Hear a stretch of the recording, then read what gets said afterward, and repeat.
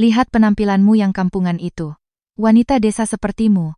Apa pantas kau menangis di sini? Aditya, suamiku, tanpa ragu menyiramkan seluruh isi gelas sampahnya yang dingin itu tepat ke wajahku di hadapan ratusan orang. Di sebelahnya, Ibu Ratna, ibu mertuaku, melipat tangan dengan bibir mencibir sinis. Usir saja dia. Nak, rumah ini tidak sudi menampung ayam mandul yang tidak bisa bertelur. 10 tahun masa muda, dibalas dengan penghinaan yang begitu memilukan. Tapi aku tidak lemah. Kuusap sisa sampahnya di wajahku, tersenyum tajam, lalu mengeluarkan ponselku dan membuat sebuah panggilan yang akan membuat mereka menyesal seumur hidup. Para pemirsa yang budiman, cara apa yang digunakan sang istri untuk membuat suami pengkhianat dan ibunya berlutut menanggung akibatnya? Mari kita ikuti kisahnya bersama. Jangan lupa untuk menyukai, meninggalkan komentar, dan berlangganan saluran kisah kehidupan untuk mendukung kami. Malam ini, lobi Hotel Bintang 5 itu tampak lebih megah dan mewah dari malam-malam lainnya. Lampu gantung kristal yang berkilauan bagaikan serpihan galaksi mini, memantulkan cahayanya yang gemerlap ke lantai marmer yang licin mengilap. Alunan musik instrumental yang merdu berpadu dengan suara dentingan gelas sampahnya yang saling bersentuhan. Atmosfer ruangan dipenuhi dengan kemewahan, kegembiraan, dan aroma kekuasaan serta kesuksesan yang samar-samar. Aku berdiri di sudut yang remang-remang dekat meja minuman, diam-diam mengamati pria yang menjadi pusat perhatian. Itulah Aditya, suamiku. Ia sedang berdiri di panggung utama, tampan dalam setelan mahal yang dijahit sempurna, rambut tertata rapi, dan wajah berseri-seri menerima ucapan selamat dari para tamu, mitra bisnis, dan kolega. Hari ini adalah hari besar baginya. Hari di mana ia secara resmi menduduki kursi Direktur Cabang Suryo Kencana Group, salah satu konglomerat properti terbesar di negeri ini. Melihat Aditya, hatiku dipenuhi perasaan yang campur aduk. Ada sedikit kebanggaan karena pria yang kupilih telah berhasil, ada sedikit kepuasan karena usahaku selama ini telah membuahkan hasil, tetapi jauh di lubuk hati, ada rasa sakit yang luar biasa untuk diriku sendiri. 10 tahun yang lalu, aku, seorang gadis bernama Kirana, juga pernah memiliki cita-cita besar, juga pernah menjadi pribadi yang cemerlang dan percaya diri dengan segudang mimpi. Namun, selama 10 tahun terakhir, aku rela melepaskan semuanya. Mundur ke belakang untuk menjadi seorang ibu rumah tangga sejati. Aku menerima peran sebagai bayangan yang sunyi, menjadi garda belakang yang kokoh agar ia bisa terbang tinggi dan jauh. Aku telah melepaskan peluang karierku sendiri, meninggalkan kesenangan masa muda, hanya untuk berkutat di dapur setiap hari, mengurus setiap makan dan tidurnya, merawat keluarga kecil kami. Setiap malam yang dingin, aku terjaga menunggunya membawa pulang gambar-gambar desain, membuatkannya segelas susu hangat, dan memijat pundaknya yang lelah. Aku selalu percaya bahwa kesuksesan suami adalah medali kehormatan tertinggi bagi seorang istri.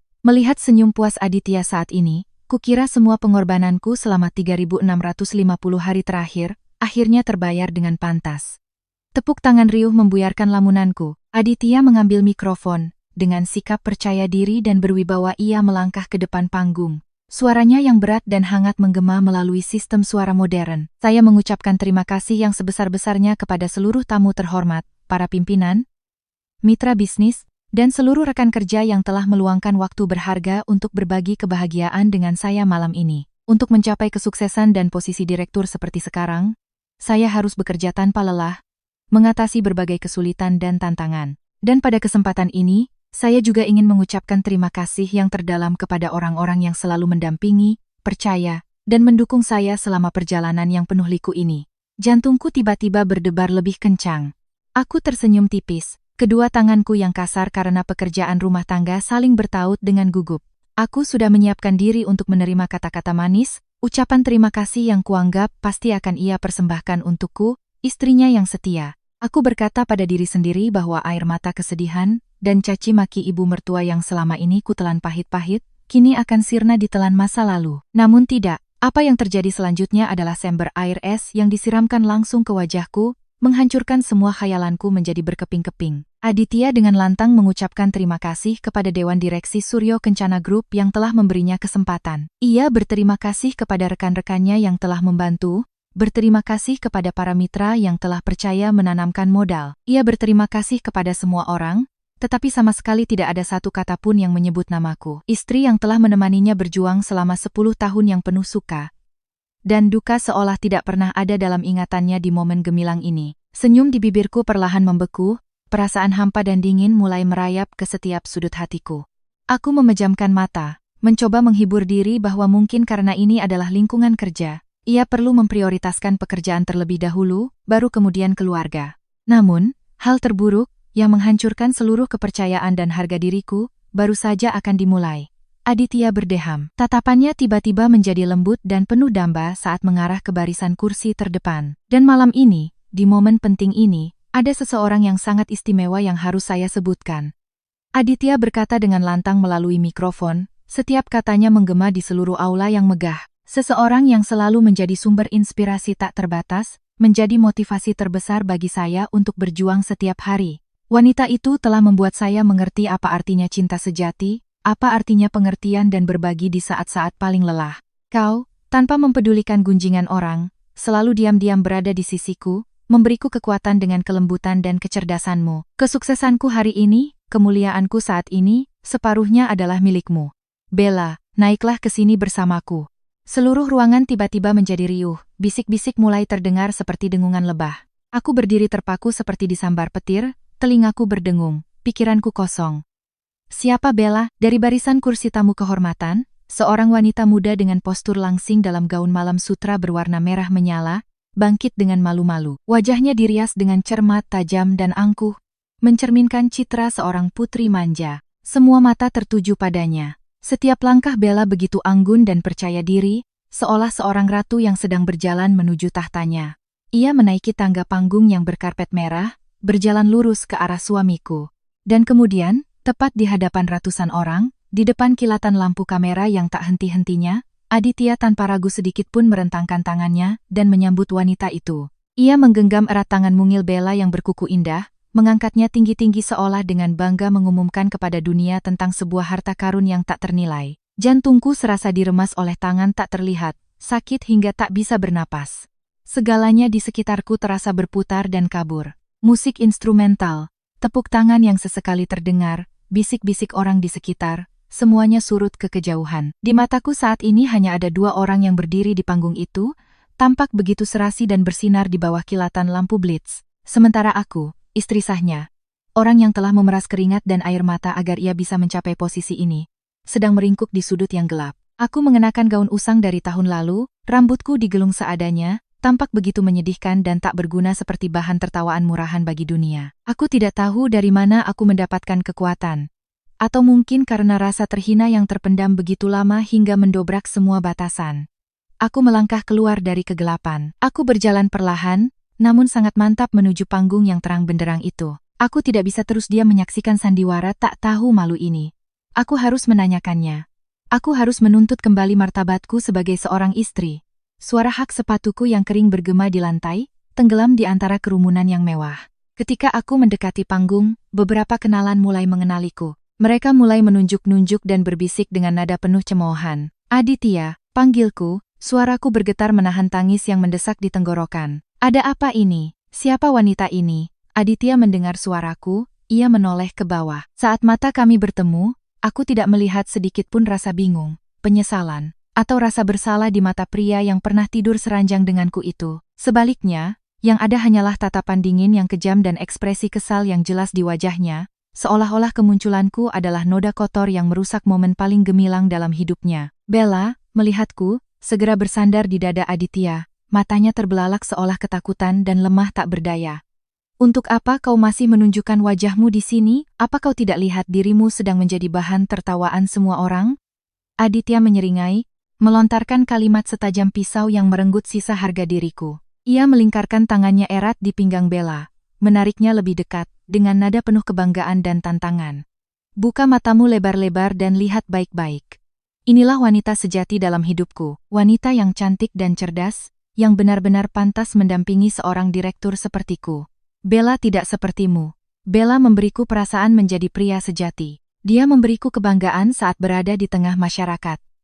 Dan yang terpenting, dia sedang mengandung darah dagingku. Seorang putra penerus keturunan yang selama 10 tahun ini, wanita mandul sepertimu tidak akan pernah bisa berikan. Kalimat Aditya bagaikan petir yang menyambar tepat di kepalaku, merobek gendang telingaku. Wanita mandul. 4 kata itu ia ucapkan dengan penekanan, jelas dan lantang, agar ratusan orang di ruangan itu bisa mendengarnya. Rasa sakit fisik karena tidak bisa menjadi ibu, yang telah menjadi luka menganga dan siksaan batinku selama 10 tahun, kini justru digunakan oleh pria yang paling kucintai sebagai senjata tajam untuk menghinaku di depan umum. Aku pernah menelan pahitnya jamu-jamu tradisional, pergi ke berbagai rumah sakit, menahan tatapan hina dari ibu mertua, semua demi harapan bisa memberinya seorang anak. Tapi sekarang, ia menginjak-injak rasa sakit itu tanpa ampun. Lalu bagaimana denganku? 10 tahun ini, pengorbananku untuk keluarga ini, untuk ibumu, untuk kariermu, apakah semua itu tidak ada artinya sama sekali? Aku bertanya dengan gemetar, air mata mulai menggenang di pelupuk mata. Pedih. Aditya menatapku dari ujung kepala hingga ujung kaki dengan tatapan penuh penghinaan, seperti melihat sampah yang perlu disingkirkan. Lihat dirimu di cermin. Seorang wanita kampungan kolot, yang seharian hanya tahu urusan dapur, mengurus botol kecap dan menghitung bawang. Pakaianmu lusuh dan kumal, badanmu selalu bau minyak dan bawang. Kau pikir seorang direktur sepertiku bisa bangga membawa istri rendahan sepertimu bertemu mitra bisnis? Keberadaanmu hanya mengingatkanku pada masa lalu yang miskin dan kelam yang ingin sekali kukubur dan kuhapus bersih-bersih. Jangan berdiri di sini menghalangi masa depanku lagi. Begitu selesai berbicara, Aditya meraih gelas sampanye kristal yang ada di meja di dekatnya. Ia turun satu anak tangga, mendekat ke hadapanku dengan wajah penuh tantangan, dan kemudian di hadapan ratusan tamu yang terperangah, ia menyiramkan seluruh isi gelas sampanye yang dingin itu tepat ke wajahku. Cairan berwarna kuning pucat yang dingin menghantam kulitku, mengalir di wajah, masuk ke hidung dan mata, terasa pedih. Sampanye itu mengalir ke rambut yang susah payah kutata sendiri di rumah, membasahi gaun sutra murah yang kubeli dengan menyisihkan uang belanja sebulan penuh hanya untuk dipakai di hari bahagia suamiku. Dinginnya sampanye yang meresap ke kulit tak sebanding dengan dingin yang membekukan hatiku saat ini. Ini adalah perasaan terhina yang paling dalam. Sebuah injakan kejam terhadap martabat seorang manusia. Wanita tidak berguna. Cerai. Cepat kemasi barang-barangmu dan enyah dari hidupku malam ini juga. Aditya menggeramkan setiap kata dengan kejam, lalu melemparkan gelas itu ke lantai hingga pecah berkeping-keping. Suara pecahan kaca yang tajam menggema di keheningan, terdengar seperti suara hatiku yang baru saja hancur lebur. Seluruh lobi yang luas itu tiba-tiba menjadi sunyi senyap. Ratusan orang, dari tamu-tamu terhormat hingga para pelayan, semuanya menahan napas, terpaku melihat adegan penghinaan yang begitu kejam, dan tak terduga yang baru saja terjadi di depan mata mereka. Tak ada yang berani melerai, tak ada yang maju untuk membelaku. Mereka hanya berdiri mundur, membentuk lingkaran, menatapku dengan berbagai macam ekspresi. Ada yang penasaran, ada yang kasihan, dan ada pula tatapan puas dari mereka yang membenciku. Aku berdiri tak bergerak seperti patung batu yang terlupakan di tengah keramaian. Tetesan sampahnya masih menetes dari dagu ke leher, lengket dan dingin. Rasa malu yang luar biasa meresap hingga ke sel-sel terdalam, mengoyak jiwaku dengan hebat. Wanita normal manapun dalam situasi ini mungkin akan menjerit histeris, menyerang suami brengsek dan selingkuhannya itu, atau menutupi wajah dan lari dalam rasa malu yang tak tertahankan. Tapi sesuatu yang aneh terjadi padaku di momen tergelap itu. Di tengah keputusasaan dan rasa sakit yang paling dalam, aku tiba-tiba tidak ingin menangis lagi. Kelenjar air mataku seolah telah dibekukan oleh kekejaman dan ketidakpedulian Aditya. Rasa sakit yang memuncak tiba-tiba berubah menjadi ketenangan yang dingin dan mengerikan. Tirai ilusi tentang keluarga yang harmonis, tentang suami yang berterima kasih atas pengorbanan istrinya, telah runtuh sepenuhnya. Yang berdiri di hadapanku bukan lagi suami yang pernah kucintai, melainkan seorang pengkhianat tak tahu terima kasih, seorang yang telah membuang martabatnya demi kemewahan semu. Aku perlahan membuka tasku yang sudah usang, dengan tenang mengeluarkan selembar tisu putih. Aku dengan kalem mengangkat tangan untuk menyeka noda sampanye yang membasahi wajahku, menyeka juga sisa-sisa luka terakhir yang kurasakan untuk manusia bejat ini. Perlahan aku mengangkat kepala, merapikan rambutku yang basah, berdiri tegak, dan menatap lurus ke mata Aditya serta Bella. Mataku saat ini tidak lagi menyimpan secercah pun rasa sakit, permohonan, atau kelemahan. Mataku dalam, tenang, dan dingin seperti danau di musim dingin. Aku diam-diam melepaskan citra seorang istri yang sabar dan penurut, melepaskan cangkang lemah yang telah kukenakan selama 10 tahun terakhir. Di hadapan ratusan pasang mata yang menantikan adegan pertengkaran hebat, aku merogoh sakuku dan mengeluarkan ponsel. Di tengah keheningan yang mencekam, aku menekan serangkaian nomor yang sangat familiar dan sangat rahasia. Nada sambung hanya berbunyi sekali, di seberang sana seseorang langsung mengangkatnya. Pak Gunawan, aku bertanya, suaraku jernih, tegas, dan penuh wibawa, tanpa sedikit pun getaran atau isak tangis. Di seberang sana terdengar suara pria parubaya yang berat dan penuh hormat. Iya, benar. Saya mendengarkan, Nona. Aku memutar pandanganku ke seluruh ruangan, melewati wajah-wajah yang bingung, lalu berhenti menatap tajam pada suami sombongku di atas panggung. Aku mengucapkan setiap kata dengan jelas dan dingin, bagaikan vonis mati. Batalkan segera keputusan promosi direktur atas nama Aditya untuk saya. Turunkan jabatannya menjadi petugas kebersihan toilet di basement perusahaan mulai besok. Tidak perlu penjelasan dan tidak perlu alasan apapun. Kalimatku menggema dengan jelas, setiap katanya seperti peluru yang menembus keheningan aula. Aditya mengerutkan kening menatapku, matanya menunjukkan kebingungan bercampur cemoohan. Sepertinya ia mengira aku sudah gila karena tertekan hingga mengucapkan kata-kata tak masuk akal seperti itu. Tapi ia tidak tahu bahwa panggilan singkat itu adalah akhir dari kehidupannya yang gemerlap dan palsu, serta awal dari kembalinya seorang ratu yang telah berani ia sakiti. Kusimpan ponselku ke dalam tas, berbalik, dan melangkah dengan angkuh meninggalkan lobi yang megah itu, meninggalkan di belakangku pria pengkhianat dan masa depan kelam yang menantinya esok hari. Kegelapan malam menyambutku saat aku melangkah keluar dari hotel megah itu. Angin dingin jalanan meniup kering sisa sampahnya yang lengket di wajah dan rambut. Aku memberhentikan sebuah taksi, duduk di kursi belakang, dan memejamkan mata. Deru mesin mobil membawaku menjauh dari tempat yang kelam dan penuh kepalsuan itu. Anda para penonton pasti bertanya-tanya, siapa aku? Dari mana aku mendapatkan kekuatan untuk hanya dengan satu panggilan telepon bisa menurunkan jabatan seorang direktur baru di Suryo Kencana Group yang begitu raksasa? Semua orang di pesta malam ini, termasuk Aditya dan ibunya, mengira aku hanyalah Kirana yang malang, seorang gadis yatim piatu dari desa yang beruntung bisa menikah dengan pria kota. Tapi mereka salah. Salah besar. Identitas asliku bukanlah seorang ibu rumah tangga tak berguna yang menumpang hidup seperti yang selalu mereka cemooh. Aku adalah Kirana Prameswari, putri tunggal dan satu-satunya pewaris dari almarhum Bapak Pramono Suryo. Pria hebat yang mendirikan dan membangun imperium properti Suryo Kencana Group yang termasyhur di seluruh negeri. 10 tahun yang lalu, aku memiliki kehidupan yang diimpikan semua orang. Saat itu aku baru berusia 22 tahun, usia paling cemerlang bagi seorang wanita. Aku baru saja lulus dengan predikat cum laude dari program Magister Administrasi Bisnis di salah satu universitas paling bergengsi di Inggris. Aku bersemangat pulang ke tanah air dengan segudang ambisi, siap terjun ke dunia bisnis yang kejam untuk membantu ayahku tercinta memikul warisannya. Namun takdir begitu ironis dan kejam. Hari aku melangkah keluar dari bandara, yang menyambutku bukanlah senyum ramah dan pelukan hangat ayah, melainkan wajah panik dan berlinang air mata Pak Gunawan. Pak Gunawan adalah tangan kanan ayahku, saudara seperjuangan yang telah bersama ayah sejak masa-masa sulit merintis usaha. Dengan suara tercekat, ia memberitahuku sebuah kenyataan pahit. Ayahku baru saja meninggal dunia secara mendadak karena penyakit keras. Dunia di bawah kakiku serasa runtuh. Aku, dari seorang putri yang dimanja, tiba-tiba menjadi anak yatim piatu yang tersesat di tengah kekayaan raksasa tanpa sandaran. Setelah pemakaman ayah yang penuh duka, Pak Gunawan memanggilku ke ruang kerja pribadi ayah. Di ruangan luas yang masih menyisakan aroma dupa, Pak Gunawan dengan hikmat menyerahkan sebuah surat wasiat dan sepucuk surat yang disegel rapat dengan lilin merah. Dengan mata berkaca-kaca, ia berkata bahwa ini adalah pesan terakhir ayah untukku, dan berpesan agar aku membukanya saat sendirian. Malam itu, di kamarku yang sunyi dan dingin, dengan gemetar ku buka segel surat dari ayah. Tulisan tangan ayah yang biasanya kuat dan tegas, tampak sedikit bergetar dan lemah di baris-baris terakhir. Ayah menulis bahwa ia tahu penyakitnya tak akan memberinya waktu lama. Ia terpaksa meninggalkan putri kecilnya sendirian di dunia ini. Sesuai isi surat wasiat, ayah meninggalkan seluruh imperium Suryo Kencana Group untukku. Namun di antara pesan-pesan tentang pekerjaan, terselip ketakutan luar biasa dari seorang ayah. Ayah takut kekayaan raksasa ini, posisi kekuasaan tertinggi ini, akan menjadi pedang bermata dua yang menghancurkan hidupku. Ayah menulis bahwa ia telah menghabiskan seluruh hidupnya di dunia bisnis dan telah menyaksikan terlalu banyak tragedi keluarga yang hancur, saudara dan suami istri saling tikam hanya karena harta dan tahta.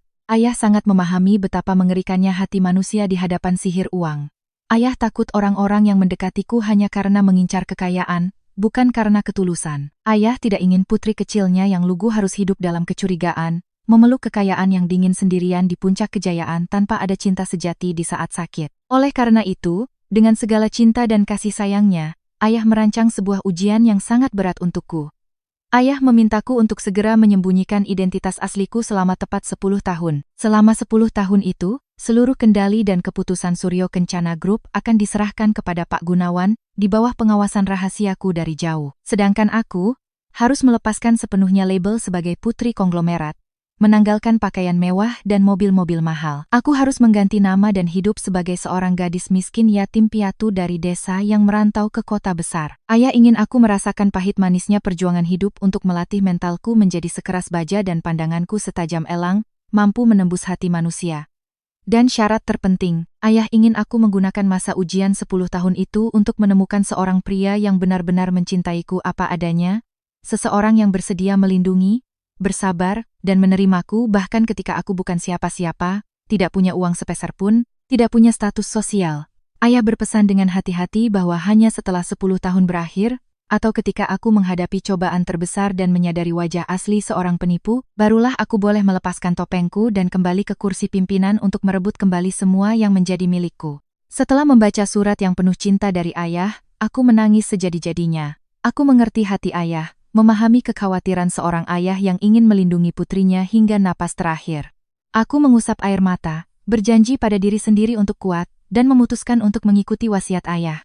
Keesokan paginya, aku diam-diam mengemasi beberapa setel pakaian paling sederhana, meninggalkan villa mewah keluarga kami. Aku meninggalkan semua kartu kredit dengan limit tak terbatas, perhiasan berlian, dan kehidupan mewah sejak lahir. Pak Gunawan membantuku membuat dokumen palsu dengan nama Kirana, yang berasal dari sebuah desa miskin di daerah terpencil. Aku menyewa sebuah kamar kos sempit beratap seng yang panas dan lembab di sebuah gang kumuh. Bulan-bulan pertama memulai hidup baru benar-benar mimpi buruk bagi seorang gadis yang terbiasa hidup mewah dilayani seperti aku. Aku harus belajar bangun jam 5 pagi, berdesakan di bus kota yang pengap dan bau keringat untuk mencari kerja. Aku harus belajar menghitung setiap lembar ribuan rupiah, belajar menawar harga sayur dan ikan di pasar tradisional yang bising. Tanganku yang dulu lembut hanya tahu memegang pena dan menekan tuts piano, mulai kasar dan memerah karena mencuci baju dengan tangan dan memasak dengan kompor gas mini yang sudah tua. Aku mendapat pekerjaan sebagai desainer junior di sebuah perusahaan furnitur kecil, untuk mendapatkan gaji yang pas-pasan.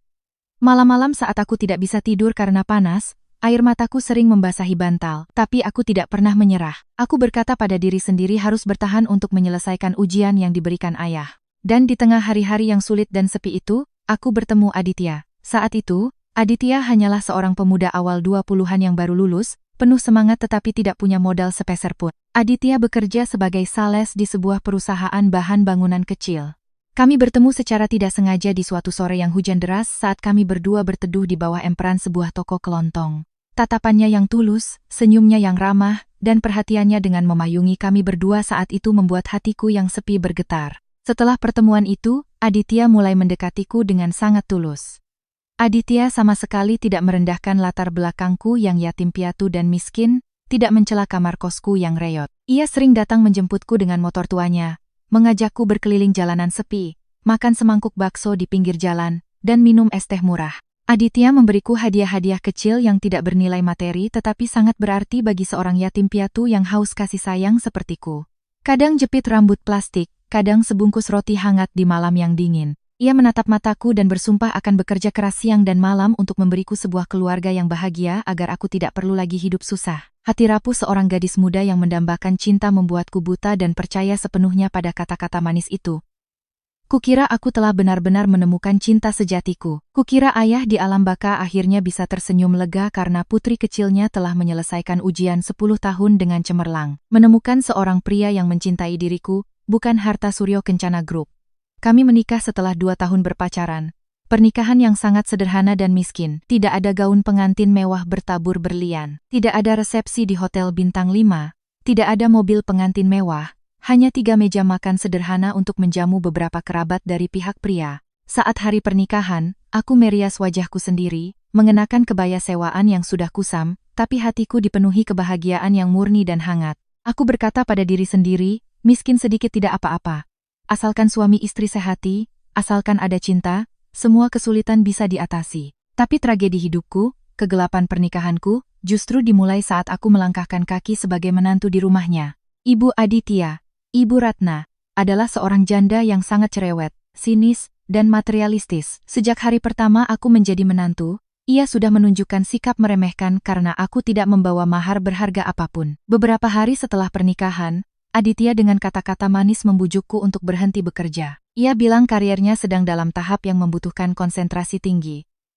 Ia ingin aku di rumah untuk mengurus makan minum dan merawat ibunya, agar ia bisa fokus berjuang di dunia kerja. Karena cinta buta dan kasih sayang pada suami, aku mengangguk setuju, menukar masa mudaku.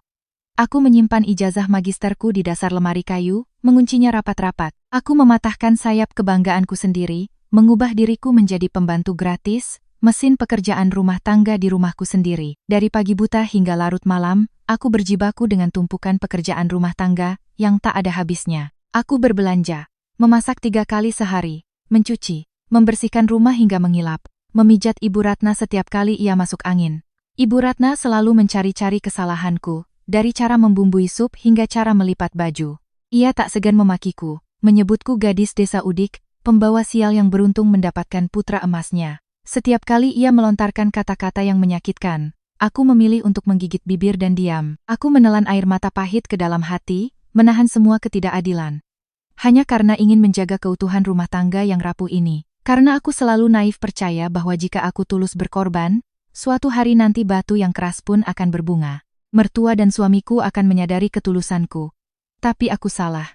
Salah besar. 10 tahun masa muda, terindah seorang wanita berlalu dalam air mata dan kesabaran. Yang kuterima hari ini bukanlah bunga kebahagiaan, melainkan tikaman pisau mematikan tepat di jantung, mengorek lebih dalam luka karena ketidakmampuanku menjadi ibu. Malam ini tepat menandai 10 tahun sejak ayahku meninggal. Batas waktu 10 tahun ujian dalam wasiat ayah telah resmi berakhir.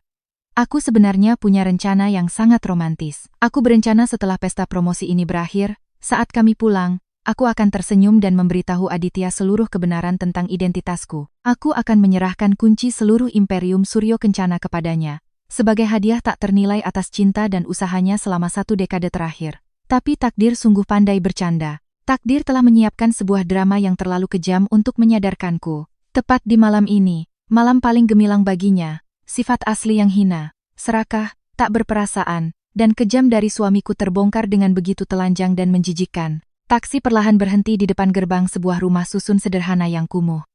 Aku dengan tenang membayar ongkos pada sopir lalu turun. Ujung gaunku yang basah oleh sampahnya terasa dingin menempel di kulit, membuatku sedikit menggigil. Berdiri sendirian di trotoar yang sepi, aku menatap langit malam yang gelap tanpa bintang, lalu tersenyum pahit.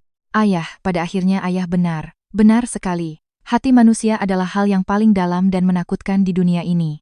Ujian 10 tahun dari ayah telah membersihkan kenaifanku, membantu ayah melihat wajah palsu dan hina dari orang-orang yang mengaku sebagai keluarga. 10 tahun kesabaran, menjadi bayangan yang redup, sudah lebih dari cukup. Aku telah melunasi utang kebodohan masa mudaku. Mulai besok, saat matahari terbit, aku akan bangkit dari lumpur. Aku akan kembali menjadi Kirana Prameswari, pimpinan tertinggi Suryo Kencana Group yang berkuasa. Aku akan menggunakan kepala dingin dan kecerdasanku untuk membuat mereka yang telah menghina dan menginjak-injak harga diriku merasakan penderitaan yang paling dalam, membuat mereka membayar harga yang sangat mahal untuk pengkhianatan hina mereka. Aku menyeret langkahku yang lelah menaiki tangga gelap di gedung apartemen tua itu. Selama 10 tahun, tempat ini pernah kusebut rumah, tetapi sebenarnya ini adalah penjara yang mengurung masa muda dan kebanggaanku. Rasa sakit yang paling dalam bukan hanya datang dari siraman air dingin suamiku malam ini, tetapi telah tumbuh dan berdarah setiap hari, setiap bulan, setiap tahun hidup bersama Ibu Ratna, seorang ibu mertua yang luar biasa kejam. Sejak aku menjadi menantunya, Ibu Ratna tidak pernah menganggapku sebagai manusia. Di matanya, aku hanyalah pembantu gratis, mesin cuci berjalan, penyedot debu berjalan. Setiap pagi, saat langit masih gelap, aku harus bangun. Aku harus menyalakan kompor minyak tanah yang berasap, merebus air panas hingga tanganku melepuh untuk menyiapkan sarapan. Ibu Ratna punya selera makan yang sangat rewel dan boros. Ia menyuruhku pergi ke pasar induk yang jaraknya 5 km pada jam 4 pagi hanya untuk mendapatkan sayuran segar dan daging babi yang baru dipotong. Di hari-hari hujan dan berangin, aku mengenakan jas hujan tipis, mengayuh sepeda tua melawan angin. Air hujan menampar wajahku hingga perih. Ketika aku membawa belanjaan pulang, tanganku sudah kaku dan pecah-pecah berdarah. Tapi Ibu Ratna tidak pernah mengucapkan sepatah kata pun. Asalkan semangkuk supnya sedikit kurang asin atau irisan dagingnya sedikit lebih tebal, ia tak segan-segan menumpahkan seluruh makanan ke lantai keramik yang dingin. Ia akan berkacak pinggang, menunjuk wajahku dan memakiku sebagai anak yatim piatu yang tidak dididik, gadis desa ceroboh yang menumpang hidup pada anaknya. Aku menggigit bibir, membungkuk memunguti butiran nasi yang berserakan, air mata bercampur dengan pecahan mangkuk. Setelah selesai membersihkan, aku akan menahan lapar dan mencuci setumpuk besar pakaian dengan tangan. karena ia sayang listrik dan tidak mengizinkan penggunaan mesin cuci. Tapi yang paling membuatnya membenciku, dan menjadi senjata paling kejam yang ia gunakan untuk menyiksaku secara mental, adalah kenyataan bahwa aku belum bisa memberinya seorang cucu laki-laki sebagai penerus. Ia menyebarkan gosip ke seluruh lingkungan bahwa keluarganya sial karena mendapatkan ayam mandul. Setiap malam, ia merebus ramuan jamu yang hitam pekat dan pahit, memaksaku meminumnya hingga tetes terakhir. Bau jamu yang menyengat memenuhi setiap sudut rumah, bahkan menempel di napas dan pakaianku. Sambil melihatku meringis menelan setiap tegukan pahit, ia akan melontarkan kutukan. Ia bilang jika tahun ini aku tidak hamil juga, ia akan menendangku keluar dan mencarikan istri baru untuk Aditya. Ia bahkan dengan kejam berkata bahwa wanita sepertiku lebih baik dijadikan pakan babi. Pada saat-saat seperti itu, Aditya hanya akan duduk santai di sofa mahal sambil menonton TV atau bermain game di ponselnya, tanpa sepatah kata pun membela istrinya. Ia memilih diam, sebuah kebisuan yang kejam, membiarkan ibunya melontarkan kata-kata yang merobek-robek hati istri yang telah mengorbankan seluruh masa mudanya untuk keluarganya. Tidak hanya menderita siksaan fisik dan mental dari ibu mertua, aku juga mengorbankan kecerdasan dan pengetahuanku untuk menjadi landasan bagi karier Aditya. Di tahun-tahun awal pernikahan kami, Aditya sangat kesulitan dalam pekerjaannya. Ia hanyalah seorang sales interior biasa, dengan kemampuan rata-rata dan pemikiran terbatas, sehingga terus-menerus ditegur atasan dengan gaji yang sangat kecil. Ada malam-malam di mana ia pulang mabuk, melemparkan tumpukan berkas proyek ke meja, dan mengumpat karena ditolak klien. Melihat suamiku setiap malam pusing dan mengeluh di antara tumpukan dokumen, hatiku sebagai seorang istri terasa sakit. Jadi, ketika Aditya sudah tertidur pulas, aku diam-diam menyalakan lampu meja kecil di sudut ruangan, mempelajari gambar desain dan rencana bisnisnya. Dengan latar belakang pendidikan magister dari universitas bergengsi di Inggris, kesulitan Aditya hanyalah masalah sepele bagiku. Aku begadang semalaman untuk memperbaiki dan menggambar ulang setiap detail sketsa, memperbaiki kesalahan struktur konyol yang ia buat. Aku dengan cermat menyusun strategi pendekatan klien yang sangat tajam, inovatif, dan tepat sasaran untuk kalangan atas. Keesokan paginya, ketika Aditya bangun, ia sangat terkejut melihat tumpukan dokumennya telah selesai dengan sempurna. Awalnya ia masih malu-malu berterima kasih, berjanji akan membalas budiku ketika sukses nanti. Tapi lama-kelamaan, ia menganggapnya sebagai hal yang wajar. Kewajiban seorang istri untuk melayani dan mendukung suami. Ia dengan seenaknya membawa desain-desain yang merupakan hasil kerja kerasku ke kantor, dengan lantang mempresentasikannya di depan pimpinan seolah-olah itu adalah hasil kerja kerasnya sendiri. Berkat ide-ide desain unik dan strategi tajam dariku, Aditya mulai mendapat perhatian dari atasan dan memenangkan beberapa kontrak kecil. Tapi aku tahu, di dunia bisnis yang penuh persaingan, bakat pinjaman saja tidak cukup.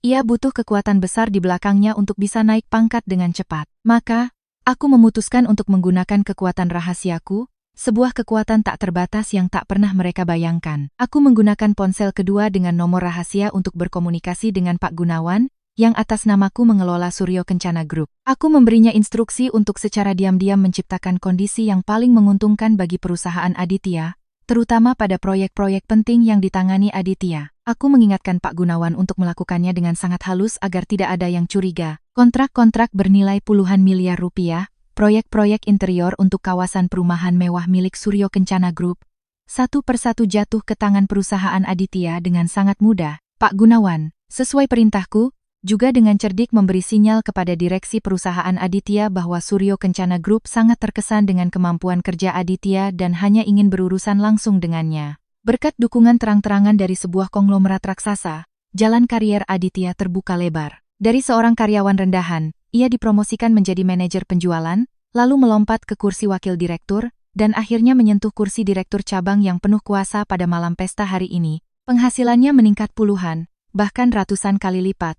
Ia membeli pakaian bermerek, jam tangan berlian, dan menukar motor tuanya dengan mobil sport mewah. Tapi pada saat inilah, sihir uang dan kekuasaan membutakan matanya, merusak sepenuhnya karakter dan nuraninya. Aditya mulai berhalusinasi tentang kekuatannya.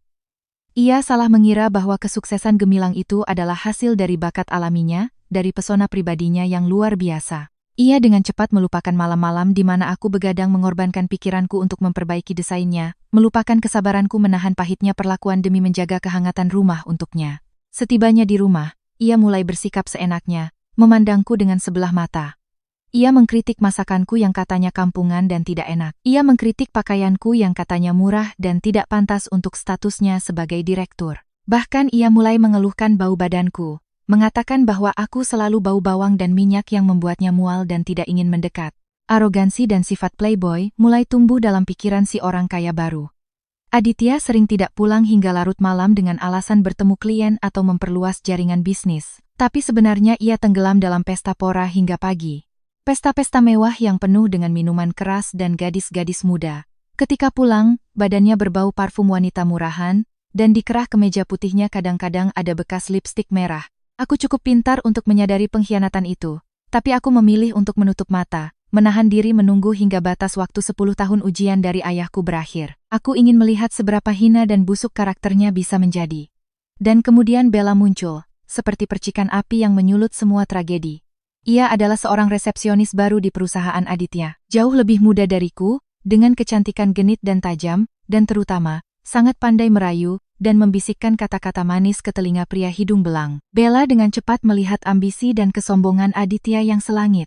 Ia terus-menerus memujinya setinggi langit, menyebutnya pria paling berbakat dan tampan di dunia. Pujian-pujian palsu itu adalah madu beracun yang sangat didambakan oleh seseorang yang sedang mabuk kekuasaan seperti Aditya. Ia jatuh ke pelukan Bella seperti ngengat yang buta, diam-diam menghabiskan uang untuk membelikannya tas-tas bermerek, perhiasan mahal, bahkan diam-diam menggelapkan dana perusahaan untuk menyewa sebuah apartemen mewah di pusat kota sebagai tempat mereka berselingkuh. Sementara aku di rumah menahan siksaan mental dari Ibu Ratna, menghemat setiap sen uang belanja, suamiku justru menghambur-hamburkan uang untuk memanjakan selingkuhannya. Pernah suatu kali Bella menggunakan ponsel Aditya untuk meneleponku di tengah malam. Suaranya manja dan menantang. Pamer bahwa Aditya sedang tidur di sampingnya, menyarankanku untuk tahu diri, dan menyerahkan posisiku kepada yang lebih muda dan lebih pantas. Aku hanya diam, dan mematikan telepon. Keheningan yang menakutkan dari badai besar yang siap meledak. Peristiwa tak tahu malu itu mencapai puncaknya ketika Bella dengan bangga mengumumkan bahwa ia hamil. Bayi dalam kandungannya, menurut dokter di sebuah klinik swasta, adalah seorang anak laki-laki yang sehat. Bagi Ibu Ratna dan Aditya, berita ini seperti anugerah. Kebanggaan tak terbatas setelah bertahun-tahun mendambakan penerus. Seketika, Bella dari seorang selingkuhan kotor diangkat menjadi ratu oleh Aditya, dimanja dan dijaga setiap langkahnya, diberi sup ayam herbal oleh Ibu Ratna setiap hari. Dan tentu saja, keberadaanku sebagai istri sah yang mandul menjadi duri besar di mata mereka. Sebuah penghalang yang harus segera disingkirkan tanpa ampun. Itulah alasan paling telanjang mengapa Aditya dengan tega merancang sandiwara penghinaan yang begitu kejam di pesta promosinya. Ia ingin menggunakan mata ratusan orang untuk memojokkanku, memaksaku karena malu untuk angkat kaki dari rumah dalam kehinaan. Ia ingin dengan kejam menginjak-injak kehormatan dan masa mudaku untuk membuka jalan bagi selingkuhan mudanya dan anaknya. Begitu melangkah masuk ke dalam rumah yang gelap dan dingin, aku melihat sekeliling. Perabotan tua yang setiap hari ku sentuh dan ku bersihkan. Sudut-sudut dinding yang susah payah ku gosok kini terasa begitu asing dan menjijikkan. Aku langsung masuk ke kamar tidur, menarik koper kain usang dari bawah tempat tidur. Aku sama sekali tidak mengemasi apapun milik keluarga kotor ini. Tidak ada pakaian yang ia belikan dengan uang sedekahnya. Tidak ada perhiasan murah. Aku melepaskan cincin kawin emas tipis dari jari manisku, melemparkannya dengan dingin ke meja rias yang berdebu. Itulah pemutusan total dari sisa-sisa ikatan dengan pernikahan yang penuh kebohongan. Aku dengan tenang berjalan ke lemari kayu yang terkunci di sudut ruangan, membuka gembok berkaratnya, dan dengan hati-hati mengeluarkan ijazah magisterku dari universitas di Inggris, beberapa buku sketsa desain lama yang berisi buah pikiranku yang sebenarnya, dan sebuah ponsel pintar dengan keamanan tinggi yang diberikan Pak Gunawan 10 tahun lalu untuk keadaan darurat. Melihat ijazah magisterku yang masih rapi dan berbau tinta, sudut bibirku sedikit terangkat membentuk senyum kemenangan yang dingin menusuk tulang.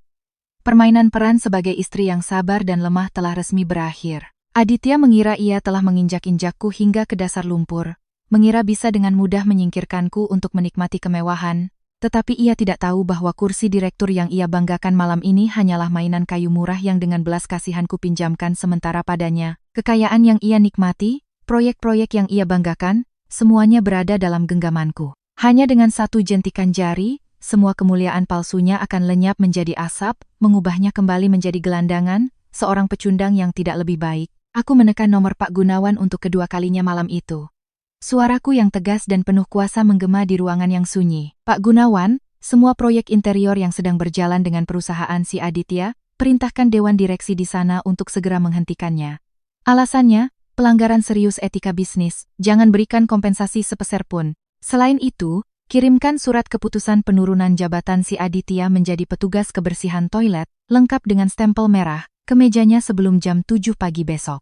Ingatkan kepala HRD di sana untuk memastikan si Aditya dipermalukan habis-habisan di depan seluruh karyawan, agar ia merasakan penghinaan yang sama seperti yang ia lakukan padaku malam ini. Pak Gunawan di seberang sana menjawab siap berulang kali, suaranya bercampur amarah dan kepuasan melihat nona kecilnya yang dulu lembut kini telah benar-benar dewasa, menjadi tajam, kejam, dan tegas, tidak kalah dari almarhum ayahnya. Setelah menutup telepon, aku menggenggam erat gagang koper, dan melangkah keluar pintu. Suara pintu besi yang ditutup dengan keras mengunci 10 tahun kepahitan di masa lalu, membuka babak baru yang gemilang dan berdarah bagi mereka yang telah berani mengkhianatiku. Keesokan paginya, sinar matahari cerah menembus jendela apartemen mewah.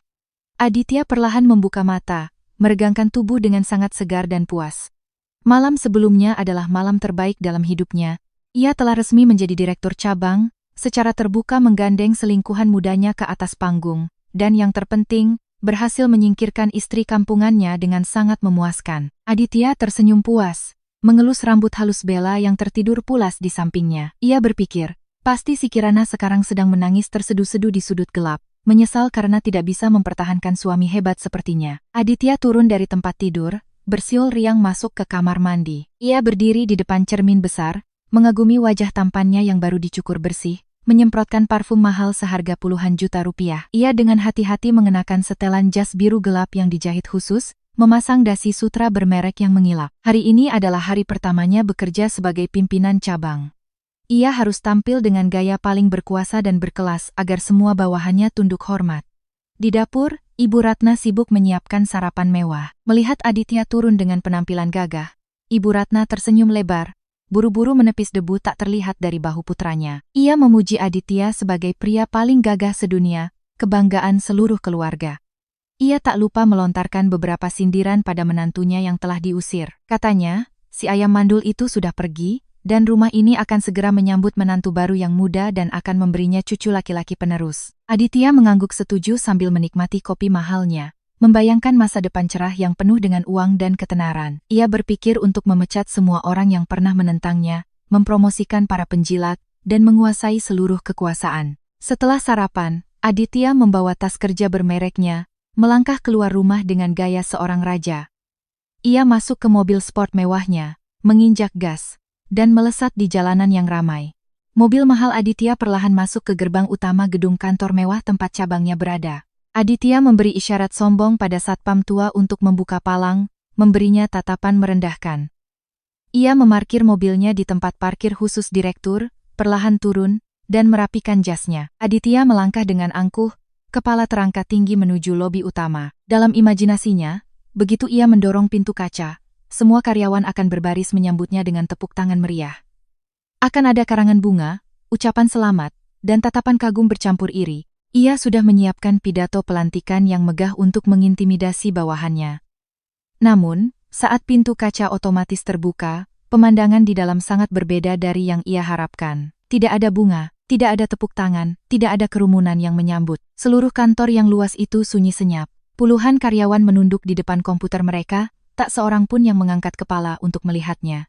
Aditya mengerutkan kening, merasa ada yang tidak beres. Ia berdeham, sengaja membuat suara dengan langkah kakinya, tapi yang menyambutnya tetaplah keheningan yang menakutkan. Beberapa orang meliriknya dari sudut mata, tapi tatapan mereka bukanlah rasa hormat atau kagum, melainkan cemoohan, kasihan, dan sedikit kepuasan yang kejam. Aditya merasakan punggungnya merinding, firasat buruk mulai muncul. Ia mencoba tetap tenang, berjalan lurus menuju ruang kerja mewah dengan plakat direktur dari Kuningan mengilap di ujung koridor.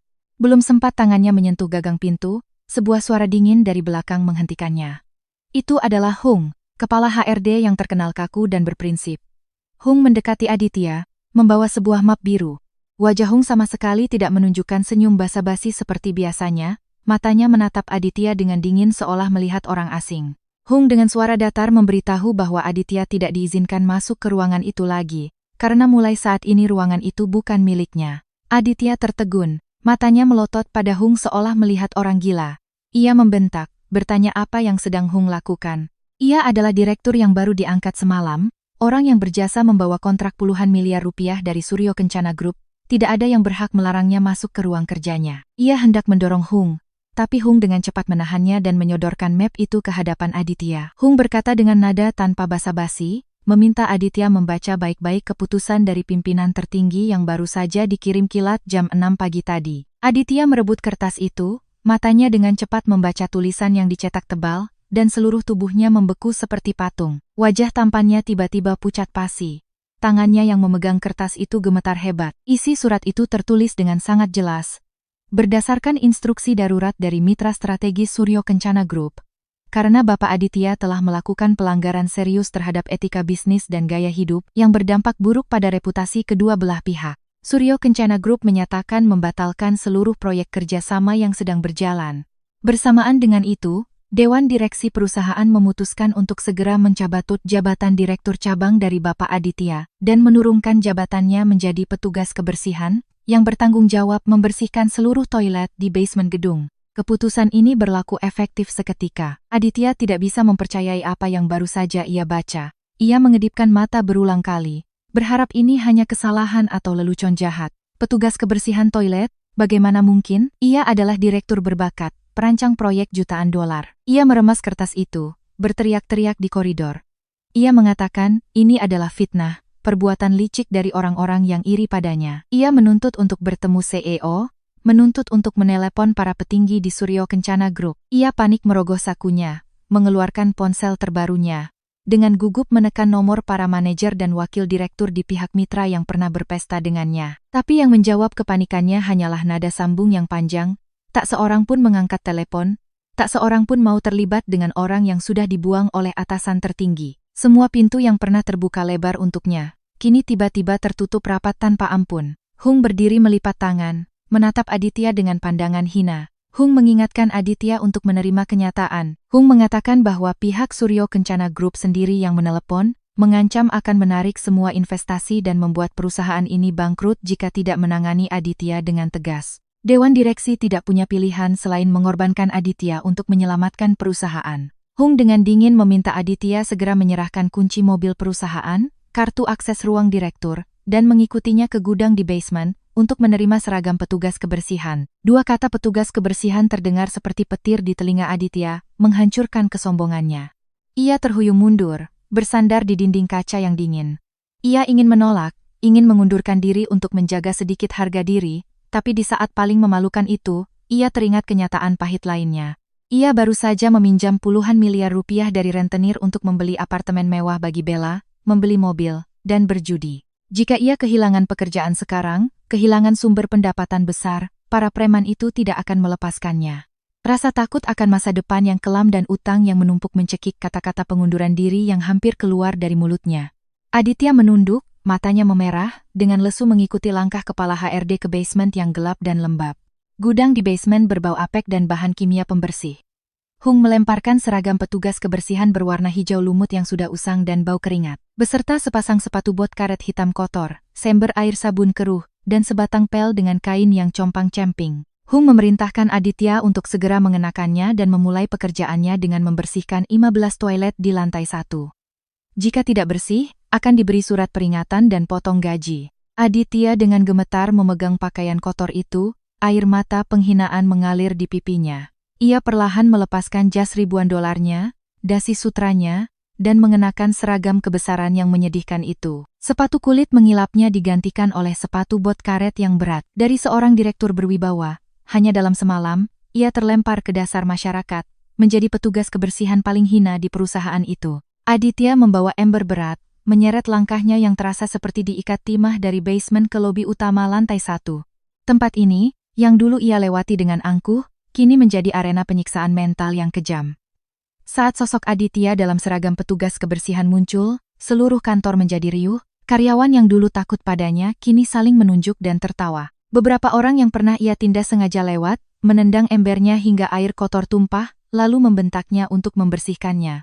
Ada yang sengaja melempar sampah kertas di depannya, disertai sindiran pedas. Mereka memanggilnya direktur toilet, kacang lupa kulitnya yang kena karma. Setiap kata, setiap tatapan hina, seperti ribuan jarum beracun yang menembus kesombongannya. Ia menunduk dalam-dalam, tangannya mencengkeram gagang pel hingga buku-buku jarinya memutih, menahan penghinaan tanpa berani mengangkat kepala. Air mata penyesalan yang terlambat mulai jatuh, bercampur dengan air pel yang kotor. Tapi itu belum akhir dari penderitaannya. Sekitar tengah hari, saat Aditya sedang sibuk menggosok noda kuning di toilet pria, dari luar terdengar suara langkah sepatu hak tinggi yang tergesa-gesa. Seorang wanita dengan gaun ketat dan riasan mencolok muncul. Itu adalah Bella, selingkuhan yang sangat ia manjakan. Pagi itu Bella bangun dan tidak melihat Aditya. Ia bersemangat mengenakan pakaian terbaiknya, membawa kotak makan siang mewah ke kantor, untuk pamer kepada karyawan lain, menegaskan posisinya sebagai calon istri direktur. Ia dengan sombong bertanya di mana ruang direktur. Seorang karyawan wanita tersenyum misterius dan menunjuk ke arah toilet pria, mengatakan direktur sedang sibuk di dalam. Bella bingung, tapi tetap berjalan dengan angkuh. Saat tiba di depan toilet, ia mendorong pintu dan pemandangan di dalamnya membuatnya terpaku, menjatuhkan kotak makan mahalnya. Di depannya bukanlah seorang direktur gagah, melainkan seorang pria berseragam petugas kebersihan yang kumal, berkeringat, dan sedang jongkok membersihkan toilet. Bella mengucek matanya, tidak percaya dengan apa yang ia lihat. Ia mundur beberapa langkah, menjerit ngeri. Aditya, apa yang kau lakukan di sini? Kenapa kau berpakaian seperti tukang sampah? Aditya terkejut, melihat kekasihnya menatapnya dengan jijik. Ia panik melepaskan sarung tangan kotornya, berlari keluar, hendak memeluk Bella untuk menjelaskan. Tapi begitu ia mendekat, Bella menutup hidung dan mengusirnya, seolah mengusir penyakit menular. Ia membentak, menyuruhnya jangan menyentuhnya karena bau badannya membuat mual. Aditya tertegun, hatinya sakit. Ia tergagap menjelaskan bahwa ini hanya insiden sementara, ia akan kembali menjadi direktur dan memberinya kehidupan mewah. Tapi Bella bukanlah gadis bodoh. Ia seorang penggali emas profesional, ia tahu betapa kejamnya dunia bisnis. Ia menatap lencana petugas kebersihan di dada Aditya. Tatapan cintanya kemarin lenyap, digantikan oleh tatapan dingin, kejam, dan penuh perhitungan. Bella menyeringai sinis. Ia berkata dengan nada pedas, menyuruh Aditya jangan bermimpi. Seorang tukang pembersih toilet mana pantas memeliharanya? Ia mendekati Aditya hanya karena jabatan direktur dan uangnya, bukan untuk menjadi istri seorang petugas kebersihan rendahan. Ia tanpa malu membuka kedoknya di depan semua orang. Aditya terkejut dan sakit hati, berteriak menanyakan tentang anak di dalam perutnya. Bella tertawa terbahak-bahak. Ia dengan santai menyatakan bahwa anak itu belum tentu anak Aditya, dan kalaupun ia akan segera menggugurkannya karena tidak sudi punya anak dari seorang pecundang. Lalu Bella berbalik dan pergi tanpa menoleh. Langkah kakinya yang angkuh terdengar dingin dan kejam. Aditya, seperti orang gila, berlari mengejarnya, memegang ujung gaunnya, memohon agar tidak ditinggalkan. Tapi Bella dengan kejam menepisnya, mendorong Aditya hingga jatuh di lantai yang basah. Ia jatuh tersungkur di genangan air sabun, pakaiannya basah kuyup, wajahnya yang dulu sombong kini penuh lumpur. Aditya terbaring, mencakar-cakar lantai, menangis memanggil nama kekasihnya dengan putus asa. Kerumunan karyawan yang menyaksikan drama ini, tidak ada yang kasihan, malah menertawakan kebodohan seorang pria yang meninggalkan istri setianya dan mendapat balasan yang pahit. Di saat Aditya terbaring dalam penghinaan dan keputusasaan, di luar gedung muncul sebuah pemandangan yang membuat semua orang menahan napas. Sebuah mobil super mewah berwarna hitam mengilap dengan plat nomor langka perlahan berhenti di depan lobi. Kemewahannya membuat semua orang terpana. Kaca jendela belakang perlahan turun. Aditya mengangkat wajahnya yang kotor dan penuh air mata. Melalui jendela mobil itu, ia melihat seorang wanita yang sangat familiar namun juga sangat asing. Wanita itu mengenakan setelan bisnis berwarna putih susu yang sangat elegan, memancarkan aura kekuasaan dan bangsawan. Rambutnya disanggul tinggi, memperlihatkan wajah dengan riasan ringan namun sangat tajam dan anggun seperti seorang ratu. Mata wanita itu tenang seperti danau musim gugur, membawa hawa dingin yang menusuk tulang, melirik sekilas ke arah petugas kebersihan menyedihkan yang terbaring di genangan air kotor. Aditya membuka matanya lebar-lebar, pupil matanya mengecil karena ngeri. Mulutnya ternganga, tenggorokannya tercekat. Wajah itu, tatapan itu, adalah Kirana, istri kampungan yang baru saja ia hina dan usir malam sebelumnya. Tapi Kirana hari ini bukan lagi ibu rumah tangga bau bawang. Ia duduk di mobil seharga puluhan miliar rupiah, memancarkan aura bangsawan yang takkan pernah bisa Aditya capai seumur hidupnya. Kirana hanya menatap Aditya selama 3 detik, sebuah tatapan hina, kasihan, dan paling kejam yang bisa diberikan seseorang pada seorang pengkhianat. Lalu, bibirnya sedikit tersenyum, kaca jendela perlahan naik. Mobil mewah itu melaju pergi, meninggalkan Aditya yang membatu di lantai basah. Ia terbaring di sana, dalam seragam petugas kebersihan yang bau, pikirannya meledak dengan ribuan pertanyaan tanpa jawaban. Siapa sebenarnya istri yang telah ia siksa selama 10 tahun itu? Kekuatan apa yang mengubahnya dari seekor kura-kura penakut menjadi seorang ratu yang begitu berkuasa? Kebenaran yang pahit dan menakutkan mulai terkuak, menandakan badai mengerikan yang akan segera menimpa mereka yang telah berani menginjak-injak harga diri wanita bernama Kirana Prameswari. Bayangan mobil super mewah itu menghilang di antara keramaian pusat kota, meninggalkan seorang pria yang tenggelam dalam lumpur penghinaan dan kebingungan. Aditya terpaku di lantai yang basah, tatapannya kosong, pikirannya kacau, ribuan pertanyaan tanpa jawaban berteriak di benaknya. Wajah anggun, tatapan dingin, dan senyum sinis Kirana terus menghantuinya. Ia tidak bisa dan tidak mau percaya apa yang baru saja ia lihat. Dalam pemikirannya yang sempit dan arogan, Kirana selamanya hanyalah wanita desa rendahan, ibu rumah tangga tak berguna yang menumpang hidup. Bagaimana mungkin orang serendah itu bisa duduk di mobil seharga puluhan miliar rupiah, dan memancarkan aura bangsawan yang begitu menakutkan? Pikiran-pikiran gila dan hina mulai muncul di otaknya. Ia berhalusinasi bahwa Kirana pasti telah diam-diam mencuri uangnya selama bertahun-tahun, atau berselingkuh dengan seorang pejabat tua kaya raya. Ia yakin Kirana sengaja menyewa mobil dan pakaian mahal itu untuk membalas dendam dan mempermalukannya. Semakin ia berpikir, amarah dan kekesalannya semakin membara. Kemarahannya telah menutupi sisa akal sehatnya. Ia menggertakkan gigi hingga berdarah, tangannya terkepal. Ia merobek seragam petugas kebersihan yang bau dari tubuhnya, melempar pel hingga hancur, mengabaikan teriakan kepala HRD dan cemoohan karyawan lain. Aditya berlari keluar seperti binatang buas yang terluka. Ia memberhentikan taksi, membanting diri ke kursi belakang, dan memerintahkan sopir untuk melaju secepat mungkin ke apartemen mewahnya. Di dalam taksi, dadanya naik turun, napasnya berat. Ia sudah menyiapkan ribuan makian paling kejam untuk Kirana. Ia bertekad untuk membongkar kedok istrinya yang ia anggap selingkuh. Ia ingin menyeretnya keluar, memukulinya hingga puas, dan memaksanya berlutut meminta maaf. Yang terpenting, ia harus memaksa Kirana menandatangani surat cerai, menendangnya keluar dengan tangan kosong, dan ia akan mengambil semua aset rumah, mobil, tabungan yang ia yakini adalah hasil jerih payahnya sendiri. Ia akan menggunakan kekayaan itu untuk membayar utang, membangun kembali kariernya, dan membuktikan kepada si Bella pengkhianat bahwa ia masih seorang raja yang tak terkalahkan. Taksi berhenti mendadak di depan gerbang kompleks apartemen. Aditya melompat keluar tanpa menunggu kembalian, bergegas masuk ke lift dengan wajah penuh amarah. Begitu pintu lift terbuka, ia berlari dan menendang pintu apartemennya dengan sekuat tenaga. Pintu kayu ek yang tebal itu terlempar dengan suara keras, membentur dinding hingga retak. Di dalam ruang tamu, Ibu Ratna sedang santai di sofa kulit sambil menikmati semangkuk sarang burung walet. Suara keras itu membuatnya terkejut, mangkuk mahal itu jatuh dan pecah. Ia memegangi dadanya. Matanya melotot melihat putranya yang berpenampilan acak-acakan, kotor, dan dengan mata merah seperti iblis. Sebelum Ibu Ratna sempat bertanya, Aditya sudah mengamuk di ruang tamu. Ia berteriak-teriak memanggil nama Kirana dengan kata-kata paling kotor. Ia menendang meja kaca hingga hancur berkeping-keping. Ia mengangkat vas porselen seharga ratusan juta rupiah, dan membantingnya ke lantai. Suara pecahan barang berpadu dengan raungan gila Aditya, mengubah ruang tamu yang mewah menjadi medan perang. Ia merobek lukisan mahal, menghancurkan TV layar data raksasa, dan melempar semua yang bisa ia raih.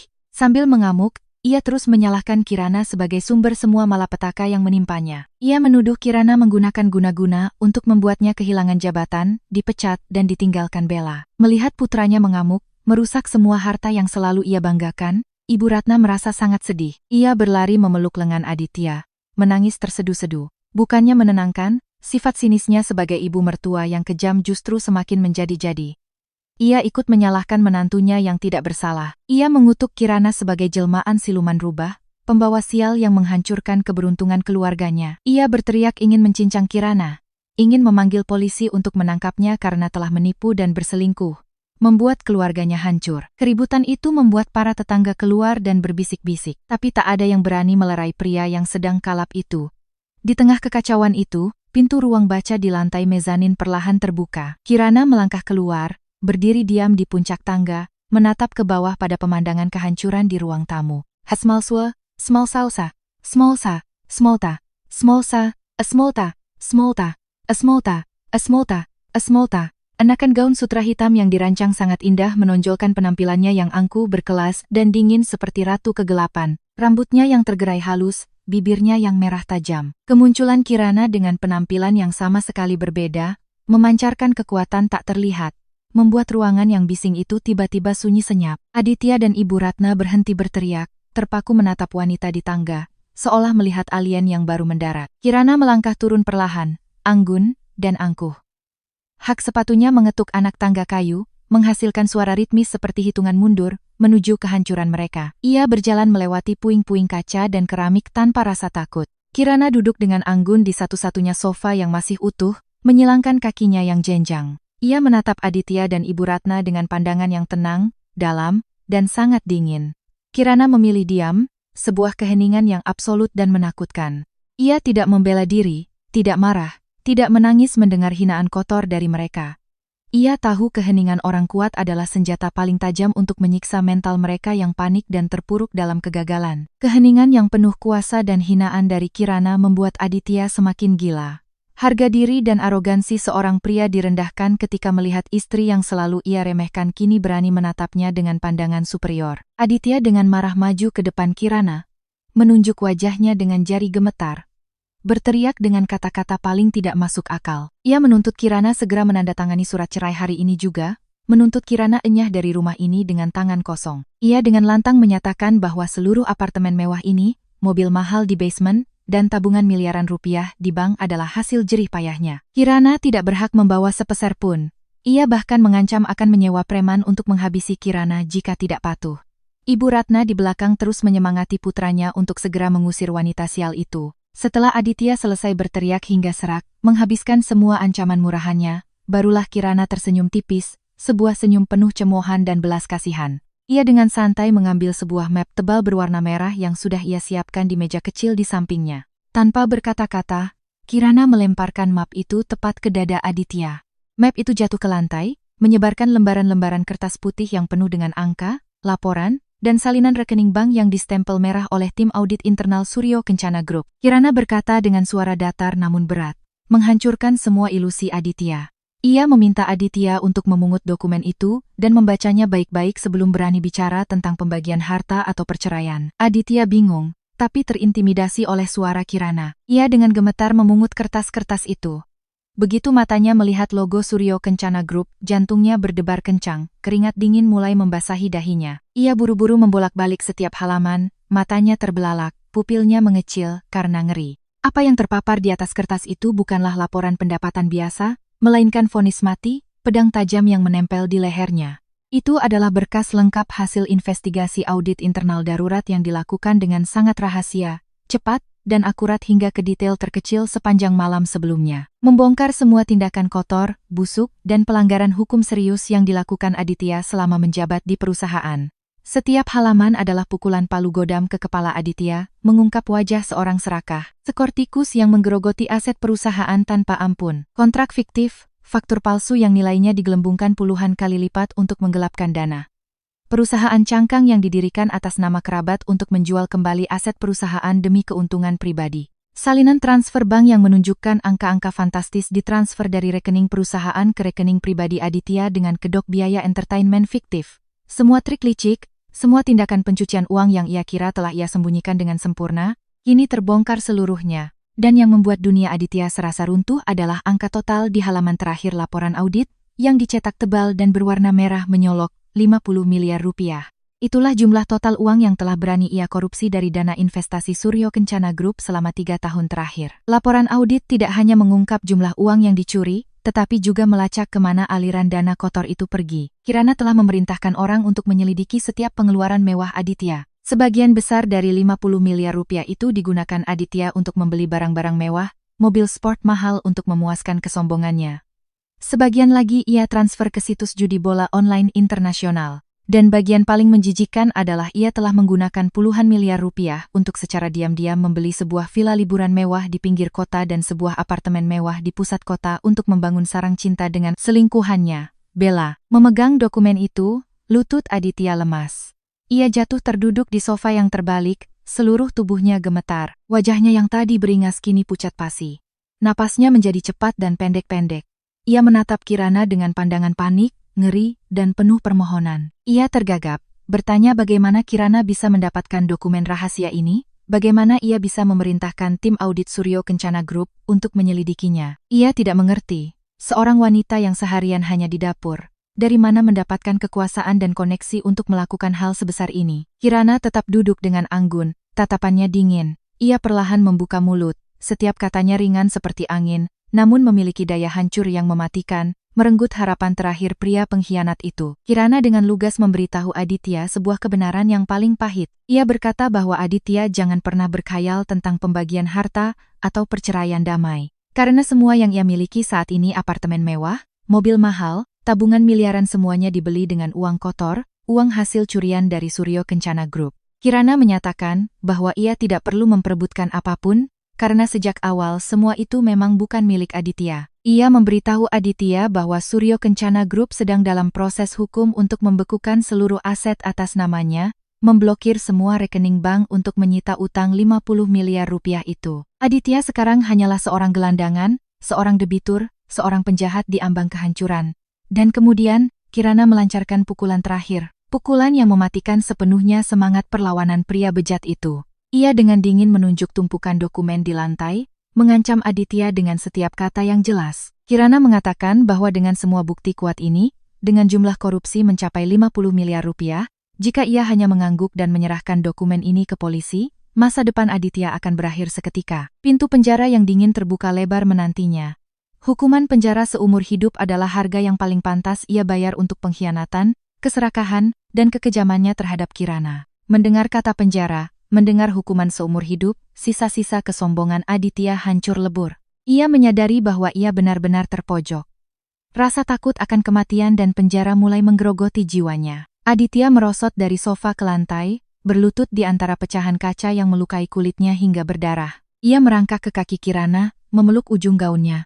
Menangis seperti anak kecil yang dihukum. Ia terus-menerus membenturkan kepalanya ke lantai, memohon belas kasihan Kirana, memohon atas nama pernikahan 10 tahun mereka agar diberi jalan hidup. Ia bersumpah akan segera menandatangani surat cerai, rela pergi dengan tangan kosong, dan menghilang selamanya dari hidup Kirana, asalkan ia tidak melaporkannya ke polisi. Ibu Ratna, yang menyaksikan semuanya, mendengar jumlah korupsi puluhan miliar dan ancaman penjara bagi putra emasnya, menjadi sangat terkejut hingga tak bisa bernapas. Kakinya lemas, ia jatuh terduduk di lantai, menangis histeris. Ia tidak lagi berani memaki Kirana. Tatapannya kini penuh dengan ketakutan dan penyesalan yang terlambat. Seluruh ruang tamu yang pernah menjadi saksi bisu penghinaan terhadap Kirana, kini hanya bergema dengan tangisan penyesalan dan permohonan hina dari ibu dan anak pengkhianat itu. Kirana duduk di atas, menatap dua makhluk yang merana di kakinya, tatapannya tetap sedingin es. Ia tahu ini baru permulaan dari pembalasan dendam yang manis. Badai yang sesungguhnya, serangan balasan yang paling kejam, masih menanti mereka. Peristiwa hari itu di apartemen mewah sepertinya telah benar-benar mematahkan semangat perlawanan si suami pengkhianat. Aditya, setelah melihat tumpukan dokumen audit, mengurung diri di kamar tidur yang gelap, gemetar ketakutan membayangkan penjara. Namun, Ibu Ratna, ibu mertua yang paling sinis dan keras kepala, tidak mudah menerima kehilangan kehidupan mewahnya. Semalaman ia tidak bisa tidur, sifat serakah dan kesombongannya yang buta membuatnya memikirkan skenario yang sangat gila dan hina. Keesokan paginya, ia membangunkan Aditya. Dengan yakin mengatakan bahwa Kirana hanyalah gadis desa miskin.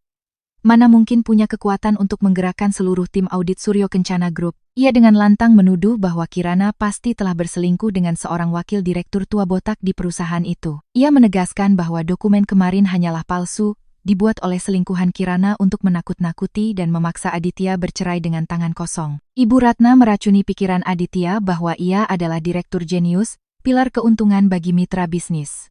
Suryo Kencana Group tidak akan pernah memecat talenta sepertinya hanya karena seorang wanita selingkuh. Semakin mendengar ibunya bicara, Aditya semakin merasa yakin. Secercah harapan di hati seorang yang putus asa, membuatnya kembali berhalusinasi tentang posisinya. Ia setuju dengan rencana gila ibunya. Ibu Ratna segera menelepon ke kampung, mengumpulkan lebih dari 10 kerabat yang semuanya bermulut besar, galak, dan serakah. Ia menyewa sebuah minibus 16 kursi, dengan gagah membawa rombongan itu ke kota, bertekad membuat keributan besar di kantor pusat Suryo Kencana Group untuk menuntut kembali jabatan direktur bagi putranya dan membongkar aib menantunya yang selingkuh. gedung kantor pusat Suryo Kencana Group berdiri megah di kawasan paling mahal di pusat kota. Menara kaca itu memantulkan cahaya matahari, melambangkan kekuasaan dan kekayaan tertinggi. Pagi itu, ketika ratusan karyawan berpakaian rapi sedang bergegas melewati lobi marmer yang mengilap, pintu putar tiba-tiba didorong dengan kasar. Ibu Ratna memimpin sekelompok orang berpakaian kumal, berteriak-teriak masuk ke lobi utama. Para satpam bertubuh tinggi besar segera menghalangi, tapi Ibu Ratna tidak gentar. Ia langsung melancarkan aksi andalannya, berguling-guling di lantai keramik yang dingin, memukul-mukul lantai, sambil menangis meraung-raung. Kerabat yang ikut serta menyebar, ada yang duduk menangis, ada yang menunjuk-nunjuk satpam sambil memaki. Ibu Ratna berteriak-teriak, menuduh Suryo Kencana Group melindungi perzinahan, membiarkan seorang bos tua merayu menantunya. Ia menuntut pimpinan tertinggi keluar untuk berhadapan, menuntut agar kursi direktur dikembalikan kepada putra emasnya. Aditya bersembunyi di belakang kerabatnya, wajahnya masih pucat dan ketakutan, tapi matanya menunjukkan harapan hina. Berharap aksi nekat ibunya akan menciptakan tekanan publik, memaksa para pimpinan untuk turun tangan dan mengalah. Pemandangan yang bising dan kacau itu menarik perhatian banyak orang. Di tengah kebingungan para satpam, dari lift khusus tamu VIP, Pak Gunawan melangkah keluar dengan sangat berwibawa. Pak Gunawan mengenakan setelan abu-abu yang dijahit rapi. Wajahnya serius memancarkan aura seorang yang telah berpengalaman puluhan tahun di dunia bisnis. Melihat Pak Gunawan, para satpam mundur, membungkuk hormat. Pak Gunawan menatap tajam ke arah kerumunan yang berantakan, berhenti pada wajah Ibu Ratna yang penuh air mata palsu dan sosok Aditya yang pengecut. Pak Gunawan tidak marah atau bingung. Ia berkata dengan suara tenang namun penuh tekanan yang membuat kerumunan itu tiba-tiba diam. Pak Gunawan memberitahu bahwa Ketua Dewan Direksi Suryo Kencana Group telah mengetahui keributan ini. Beliau sangat memperhatikan keluhan keluarga, dan secara khusus mengundang semua orang ke ruang rapat di lantai teratas untuk menyelesaikan semua masalah dengan jelas dan transparan. Mendengar kata ketua, Ibu Ratna merasa menang. Ia berhenti menangis, berdiri, dan wajahnya menunjukkan ekspresi kemenangan. Ia menepuk bahu Aditya, berbisik bahwa akhirnya bos terbesar pun takut pada kekuatan keluarganya. Kali ini Kirana dan selingkuhan tuanya pasti akan diusir. Rombongan kerabatnya juga tampak gembira, berbisik-bisik akan masuk ke tempat paling berkuasa di kalangan super kaya. Mereka dengan angkuh mengikuti Pak Gunawan masuk ke lift berlapis emas. Meninggalkan tatapan kasihan dari para resepsionis yang tahu bahwa mereka sedang berjalan menuju perangkap maut. Lift berhenti di lantai teratas gedung, tempat khusus bagi pimpinan tertinggi. Pintu lift terbuka, memperlihatkan sebuah koridor berkarpet beludru merah tebal. Pak Gunawan memimpin rombongan Ibu Ratna menuju sebuah pintu kayu jati raksasa yang diukir indah. Dua penjaga kekar membuka pintu, mempersilakan mereka masuk. Ruang rapat Dewan Direksi sangat luas, dengan 3 dinding kaca yang memungkinkan pemandangan kota dari atas. Di tengahnya ada sebuah meja rapat panjang dari kayu langka yang mengilap, dikelilingi kursi-kursi kulit hitam. Suasananya begitu sunyi, dingin, dan menakutkan, membuat rombongan Ibu Ratna tiba-tiba merasa ngeri. Mereka semua menjadi cut, tidak berani bernapas keras. Aditya menelan ludah, keringat dingin mulai mengalir di pelipisnya. Jantungnya berdebar kencang. Di posisi tertinggi, di ujung meja rapat, ada sebuah kursi pimpinan raksasa yang membelakangi pintu. Pak Gunawan melangkah perlahan ke arah kursi itu, berhenti, lalu membungkuk 90 derajat. Suaranya penuh hormat dan kekaguman. Ketua, orang-orang yang perlu ditemui sudah saya bawa, sesuai perintah Anda. Mendengar laporan Pak Gunawan, kursi kulit raksasa itu perlahan berputar, dan kemudian, sebuah pemandangan mengerikan yang menghancurkan semua imajinasi mereka terpampang di depan mata. Tidak ada orang tua botak berperut buncit di kursi itu. Tidak ada selingkuhan seperti yang dibayangkan Ibu Ratna. Orang yang duduk dengan angkuh di tahta kekuasaan tertinggi Suryo Kencana Group tidak lain adalah Kirana. Ia mengenakan setelan bisnis berwarna merah anggur yang mahal, rambutnya disanggul rapi memperlihatkan dahi cerdas dan mata yang tajam. Tangan-tangannya yang berkuku rapi saling bertaut di atas meja. Kirana menatap rombongan keluarga mantan suaminya dengan pandangan seorang dewi yang melihat semut-semut di tanah. Suasana di sekeliling terasa membeku. Mulut Ibu Ratna ternganga, giginya gemeletuk, matanya melotot seolah mau keluar. Ia menunjuk Kirana dengan jari gemetar, tidak bisa mengucapkan sepatah kata pun. Kerabat yang ikut serta juga ketakutan, mundur, wajah mereka pucat pasi. Dan Aditya, seluruh tubuhnya seolah disetrum listrik ribuan volt, otaknya meledak berkeping-keping. Ia merasa tanah di bawahnya runtuh. 10 tahun, penuh 10 tahun. Ia menepuk dada, menyebut dirinya pilar keluarga, menghina istrinya sebagai gadis desa miskin yang menumpang hidup. Ia tidak pernah menyangka bahwa wanita yang selalu sabar menahan siksaan dari ibu dan dirinya, ternyata adalah ratu yang memegang nasib sebuah imperium ekonomi raksasa. Semua ketenaran, uang, kursi direktur yang ia kira ia raih dengan bakatnya, ternyata hanyalah sebutir pasir yang diberikan Kirana dari sela-sela jarinya. Arogansi dan harga diri seorang pria hancur menjadi debu di momen yang pahit dan kejam ini. Kirana tetap diam, setenang gunung es. Ia menatap setiap wajah yang berubah karena ketakutan, lalu berhenti pada wajah pucat dan berkeringat milik pria pengkhianat itu. Kirana sedikit tersenyum, sebuah senyum penuh cemoohan. Ia perlahan mengambil sebuah amplop putih dari laci mejanya, melemparkannya dengan ringan ke atas meja. Amplop itu meluncur dan berhenti tepat di depan Aditya. Ia berkata dengan suara datar, menggema di ruangan yang sunyi, membawa kekuatan palu godam bagi mereka yang bodoh. Kirana mengatakan bahwa korupsi 50 miliar rupiah untuk membiayai selingkuhan hanyalah puncak gunung es. Kebodohan terbesar Aditya bukanlah menjadi pencuri, tetapi menjadi pencuri yang diperalat orang lain dengan begitu menyedihkan. Ia meminta Aditya membuka amplop itu, untuk melihat sendiri akhir dari perselingkuhannya, akhir dari mimpinya tentang seorang putra penerus, yang telah membuat mereka dengan kejam menginjak-injak Kirana. Aditya dengan gemetar mengambil amplop itu, jari-jarinya yang kikuk merobeknya. Di dalamnya ada setumpuk dokumen medis dengan stempel merah dari rumah sakit bersalin internasional ternama, beserta puluhan foto candid yang jelas. Mata Aditya terpaku pada hasil tes DNA dan rekam medis kehamilan. Istilah-istilah medis itu seperti jarum beracun yang menusuk matanya. Kirana dengan suara dingin menjelaskan setiap detail dari dokumen itu agar semua orang mendengar. Ia berkata bahwa Bella, selingkuhan muda yang selalu Aditya banggakan, sebenarnya adalah seorang penggali emas profesional, seorang wanita malam yang sudah tidak asing lagi di klub-klub malam kota. Kehamilan Bella memang nyata, tapi sayangnya, ayah dari bayi itu sama sekali bukan Aditya. Anak laki-laki yang Ibu Ratna dambakan dan rawat dengan sup ayam, sebenarnya adalah darah daging seorang bos penagih utang terkenal yang sedang diburu preman. Bella, karena ingin mencari pria bodoh kaya raya untuk dijadikan ayah bayi itu dan untuk membiayai kekasih premannya yang sedang kabur, sengaja menjebak Aditya. Kirana telah menggunakan kekuasaan dan uangnya untuk menyuap dokter di klinik tempat Bella biasa periksa, mendapatkan sampel tes DNA yang akurat, dan membongkar semua kebohongan kotor ini. Foto-foto candid di dalam amplop menunjukkan Bella sedang berpelukan dan berciuman dengan preman bertato di apartemen mewah yang dibeli Aditya dengan uang korupsi. Aditya hanyalah sebuah boneka, sebuah mesin ATM, yang diperas hingga tetes terakhir lalu dibuang ke lumpur. Mendengar pengungkapan yang tajam dan bukti yang tak terbantahkan dari Kirana, Ibu Ratna tidak kuat lagi berdiri.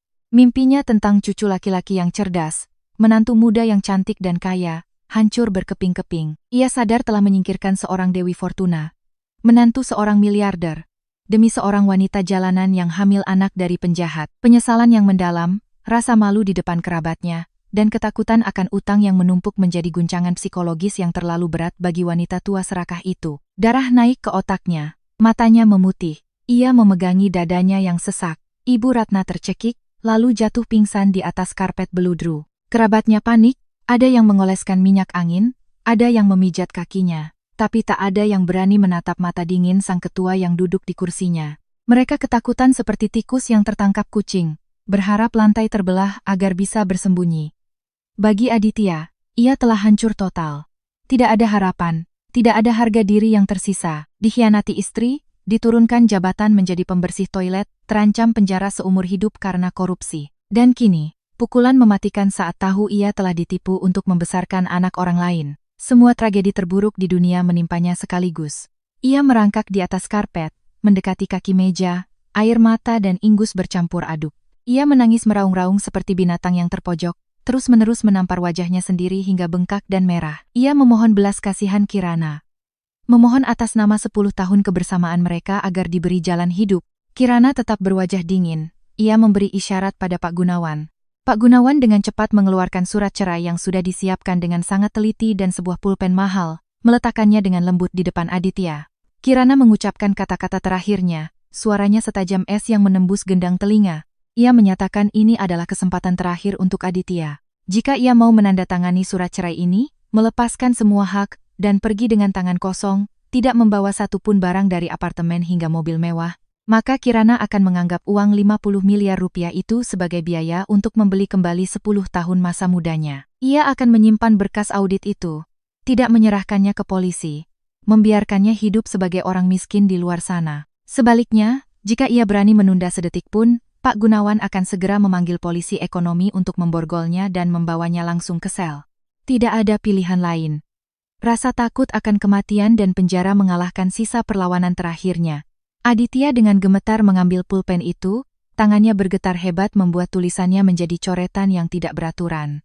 Ia memejamkan mata, menggigit bibir, dan menandatangani namanya di sudut kanan surat cerai, secara resmi mengakhiri semua dendam, mengakhiri 10 tahun ilusi kekuasaan dan arogansi seorang suami pengkhianat, pergi menuju masa depan yang gelap gulita tanpa jalan keluar. Pulpen mahal itu jatuh dari jari-jari Aditya yang gemetar, menggelinding di atas meja kayu lalu jatuh ke karpet beludru merah. Tanda tangan yang bengkok dan tidak beraturan di sudut kanan surat cerai, adalah akhir yang memalukan bagi 10 tahun ilusi dan kesombongan seorang pria bejat. Kirana dengan dingin mengambil surat itu, melirik tulisan tangan si pengkhianat untuk terakhir kalinya, lalu dengan tenang menyimpannya.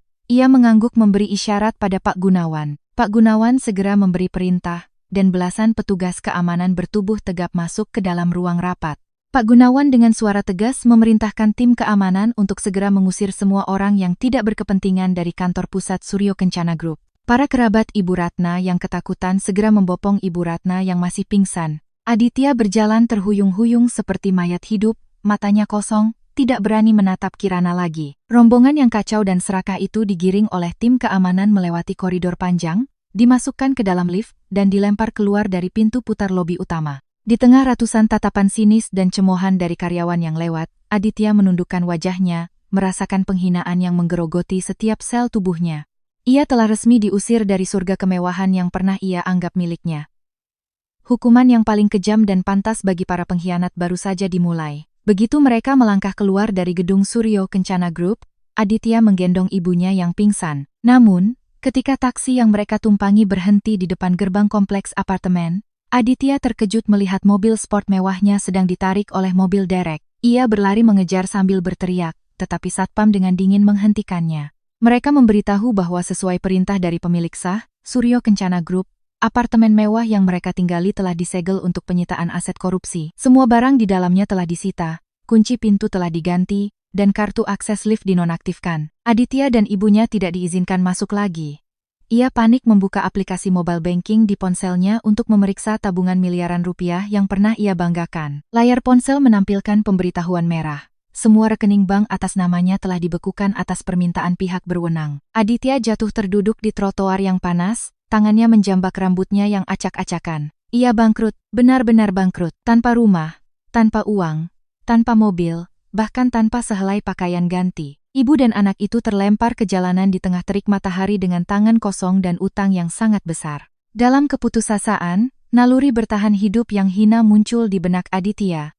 Ia teringat Bella, selingkuhan yang telah ia hamburkan puluhan miliar untuk barang-barang mewah. Ia naif berpikir bahwa dengan kekayaan yang dimiliki Bella, ia akan menolongnya, atau setidaknya memberinya sedikit uang untuk berteduh. Aditya menyeret ibunya yang menangis, naik bus mencari apartemen Bella. Ia menggedor pintu, memanggil nama selingkuhannya dengan suara memelas. Pintu terbuka, tapi yang muncul bukanlah gadis seksi dengan senyum menggoda, melainkan seorang pria botak bertato dengan wajah penuh bekas luka. Itulah bos penagih utang, ayah biologis dari bayi yang dikandung Bella. Preman itu menatap Aditya dengan pandangan hina, lalu tanpa berkata-kata melayangkan pukulan keras ke wajah Aditya. Pukulan itu mematahkan hidungnya, darah mengalir deras. Aditya terlempar ke dinding, menjerit kesakitan. Anak buah preman itu keluar dan menendanginya tanpa ampun. Mereka memaki Aditya sebagai pria bodoh yang diperalat wanita. Bella berdiri bersandar di pintu, tersenyum dingin melihat Aditya dipukuli. Ia meludah ke lantai, mengusir Aditya, dan mengancam akan memotong kakinya jika berani datang lagi untuk menagih uang. Dengan tubuh penuh luka, Aditya kembali ke ibunya yang menunggu di taman. Ibu dan anak pengkhianat itu berpelukan dan menangis di tengah keramaian. Tapi tak ada yang peduli. Akhirnya, Aditya terpaksa menjual satu-satunya jam tangan bermerek yang tersisa dengan harga sangat murah. Dengan uang itu, ia menyewa sebuah kamar kos reyot beratap seng di sebuah kawasan kumuh. Kamar itu jauh lebih buruk dari kamar yang pernah Kirana tinggali 10 tahun lalu. Saat itulah, hukuman karma yang sesungguhnya menimpa Ibu Ratna. Terbiasa hidup mewah, kini harus tinggal di tempat yang panas dan penuh tikus. Ibu Ratna tidak tahan dan terserang stroke. Karena tidak ada uang untuk dibawa ke rumah sakit, ia lumpuh separuh badan, mulutnya miring, dan hanya bisa terbaring di tempat tidur. Mimpi buruk Aditya berlanjut ketika para rentenir mulai datang menagih utang judinya. Mereka mengobrak-abrik kamar kosnya, memukulinya, dan memaksanya menandatangani surat utang dengan bunga yang mencekik. Mereka mengancam akan memotong urat nadi Aditya jika tidak membayar setiap hari. Untuk bertahan hidup, Aditya terpaksa bekerja sebagai kuli kasar. Siang hari ia mengangkat semen di lokasi konstruksi yang panas dan berdebu. Kulitnya yang dulu terawat kini mengelupas dan penuh luka. Tangannya yang dulu hanya tahu menandatangani kontrak jutaan dolar kini kasar dan kapalan. Malam hari, ia menjadi pemulung, mengumpulkan botol plastik dan kardus bekas untuk mendapatkan beberapa ribu rupiah. Setiap malam saat ia pulang dengan tubuh lelah dan bau sampah, ia harus merawat ibunya yang terbaring di tempat tidur yang kotor. Aditya harus mencuci pakaian kotor, memasak nasi dengan lauk seadanya, dan membersihkan kotoran ibunya. Saat membersihkan kotoran ibunya, Aditya teringat pada Kirana. Ia teringat bagaimana Kirana dulu dengan sabar melayani keluarganya. Ia teringat saat-saat Kirana menelan air mata ketika dihina oleh ibunya. Penyesalan yang mendalam menggerogoti hatinya. Ia sadar telah menghancurkan permata yang tak ternilai demi seonggok sampah. Ia menunduk di samping tempat tidur, menangis dalam keputusasaan. Air mata penyesalan dari seorang pengkhianat jatuh ke lantai semen yang dingin, tetapi tidak akan pernah bisa menghapus dosa-dosa besarnya. Sementara Ibu Ratna, yang setengah lumpuh, menatap putranya yang hancur, air matanya terus mengalir. Ia ingin meminta maaf pada Kirana, ingin menampar wajahnya sendiri karena keserakahan yang telah menghancurkan masa depan keluarganya. Tapi tenggorokannya hanya bisa mengeluarkan suara-suara tak berarti. Sisa hidup mereka akan selamanya terkubur dalam kegelapan, kemiskinan, penyakit, dan penyesalan hingga akhir hayat. Sementara ibu dan anak pengkhianat itu membayar harga yang mahal di dasar masyarakat, di dunia lain yang penuh cahaya dan kekuasaan, Kirana Prameswari telah resmi naik tahta dengan sangat anggun dan berwibawa. Seminggu setelah perceraian, Suryo Kencana Group mengadakan konferensi pers besar-besaran. Di tengah kilatan lampu kamera, Kirana naik ke podium diiringi tepuk tangan meriah. Ia mengenakan setelan putih yang sangat berkuasa, rambutnya yang panjang terurai indah, matanya memancarkan kecerdasan, ketegasan, dan ketajaman seorang pemimpin ulung. Pak Gunawan dengan bangga memperkenalkan identitas asli Kirana kepada seluruh dunia bisnis, putri tunggal dan pewaris sah dari almarhum Ketua Pramono Suryo. Kirana dengan lantang mengumumkan bahwa ia akan secara resmi mengambil alih posisi Ketua Dewan Direksi dan CEO, memimpin Suryo Kencana Group ke era baru yang lebih cemerlang. Setelah dilantik, hal pertama yang Kirana lakukan bukanlah merayakan kemenangan, melainkan pembersihan internal besar-besaran. Dengan kepala dingin dan pengetahuan bisnisnya yang luar biasa, ia membersihkan semua tikus di perusahaan. Mereka yang pernah bersekongkol dengan Aditya, para penjilat dan karyawan tak becus, semuanya dipecat tanpa ampun. Ia membangun kembali sistem kontrol keuangan yang sangat ketat dan transparan. Kontrak fiktif dan perusahaan cangkang diberantas hingga ke akarnya. Keputusan-keputusan berani, strategi investasi yang tajam, dan visi Kirana yang jauh ke depan membuat seluruh dewan direksi yang sudah senior tunduk hormat. Di bawah kepemimpinan sang ketua muda, Suryo Kencana Group tidak hanya pulih, tetapi juga memenangkan serangkaian proyek super raksasa, mendorong pendapatan dan laba meroket, dan menegaskan posisinya sebagai nomor satu di pasar properti nasional. Wajah Kirana muncul di sampul-sampul majalah bisnis paling bergengsi. Ia menjadi simbol dari wanita karier modern yang kuat. Seorang wanita yang berkuasa, cantik, mandiri, dan tidak pernah tunduk pada takdir. Jauh berbeda dari citra istri kampungan bau minyak 10 tahun lalu, Kirana kini melenggang di karpet merah acara-acara ekonomi internasional paling penting, dengan percaya diri berkomunikasi dalam bahasa Inggris yang fasih dengan para miliarder top dunia. Di waktu senggangnya, ia tidak lagi terkurung di dapur. Sebaliknya, ia menikmati kebebasan, berlibur di pulau-pulau surga termahal di dunia, menikmati perawatan kesehatan dan kecantikan terbaik. Ia mendedikasikan lebih banyak waktu untuk kegiatan amal, membantu para wanita yang kurang beruntung. Tidak ada pria brengsek yang bisa menahan langkahnya.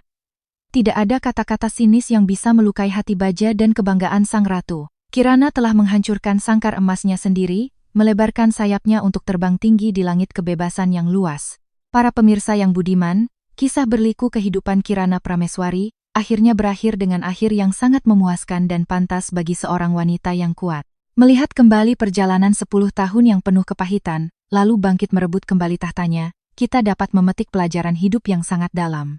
Pengorbanan seorang wanita dalam pernikahan adalah hal yang mulia. Namun, pengorbanan itu hanya bermakna jika diberikan kepada pria yang tahu cara menghargai, mencintai, dan memahami nilai seorang istri yang setia. Ketika Anda melepaskan karier dan kemandirian finansial Anda untuk menjadi bayangan bagi orang lain, Anda sedang mempertaruhkan diri Anda dalam sebuah perjudian yang sangat berbahaya. Hati manusia adalah jurang yang tak berdasar. Sihir uang, ketenaran, dan godaan di luar sana dapat dengan mudah merusak karakter pria manapun. Mereka akan dengan cepat melupakan keringat dan air mata yang telah Anda tumpahkan, dan dengan tegar menginjak-injak masa muda Anda demi hal-hal baru yang lebih berkilau. Persis seperti yang dilakukan Aditya terhadap Kirana. Pelajaran inti dari kisah ini adalah seruan yang sangat kuat bagi semua wanita modern.